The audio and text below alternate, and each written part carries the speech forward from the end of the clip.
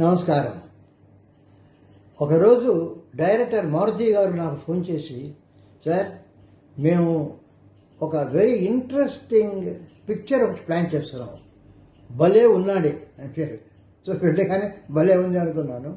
So అందులో మీకు ఒక చాలా ఇంట్రెస్టింగ్ క్యారెక్టర్ ఒకటి ఉంది, అది మీరు చేస్తే బాగుంటుంది అనుకుంటున్నాను, ప్లీజ్ డూ ఇట్ అని చెప్పి మా డైరెక్టర్ శివసాయి వర్ధన్ ఆయన మాట్లాడతాడు. యంగ్ డైరెక్టర్ అతను. నాకు మారుతి గారు అంటే ఒక సాఫ్ట్ కార్నర్. ఆయన చేసిన సినిమాలు, ఆయన సెన్స్ ఆఫ్ హ్యూమర్ కాకుండా బేసిక్గా యానిమేటర్గా స్టార్ట్ అయిన ఆయన. సో యానిమేటర్స్ విజన్ అనేటువంటిది డిఫరెంట్గా ఉంటుంది.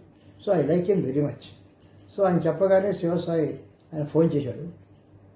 అతను చెప్పినటువంటి కథ ఆ క్లారిటీ ఆఫ్ థాట్, ఆ విజన్, అవన్నీ కూడా చాలా క్వాలిటీగా చాలా ఇంప్రెస్ చేశారు నన్ను. చాలా ఇంట్రెస్టింగ్గా ఉండింది. ఆ తర్వాత సార్ మీకు పేరుగా మిస్సెస్ లీలా శాంసన్ గారు చేస్తున్నారు.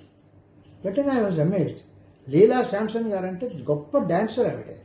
ఆ కళాక్షేత్రకు she was heading, she was chief of Kalakshetra. తర్వాత ఆల్ ఇండియాలో పెద్ద పెద్ద కల్చరల్ సెంటర్స్ అంతా she was chief and adviser. అటువంటి ఆమెను నన్ను ఒక పేరుగా చేసి ఒక సినిమా చూస్తున్నారంటే ఐ ఇమ్మీడియట్లీ ఫౌండ్ ఆమె చాలా మంచి క్వాలిటీతో ఒక టేస్ట్తో చేస్తున్నారు అనే సంగతి నాకు అర్థమైంది. సో చాలా ఇమ్మీడియట్గా ఐ యాక్సెప్టెడ్, నో ప్రాబ్లం. ఆ తర్వాత ఎవరు రొమాంటిక్ ప్లేయర్ అంటే చెప్పారు, రొమాంటిక్ హీరో రాజ్ తరుణ్, మనీషా కందుకూరి అని చెప్పారు. ఆ తర్వాత మ్యూజిక్ శేఖర్ చంద్ర. ముందర ఎవరు శేఖర్ చంద్ర అనుకున్నాను, తర్వాత చూస్తే ఆయన నా favourite cameraman Hari Anumolu, camera నాకు మయూరి, అమెరికా అబ్బాయి, వీటికి అందరికీ ఫోన్ చేసినటువంటి చాలా క్లోజ్ కెమెరామెన్ అబ్బాయి. అతను నాకు చిన్నప్పటి నుంచి తెలుసు, కీబోర్డ్ వాయిస్తూ చెప్పినట్టు హీ వాజ్ ఎ జీనియస్, చాలా అద్భుతంగా వాయించేవాడు. He is got a future అప్పుడే అనుకున్నాను. So now he has become a full flesh. And ఈ పిక్చర్కి అతను చేస్తానంటే నాకు వెరీ హ్యాపీ. సో తప్పకుండా చేశాను. It is a very very delightful cinema.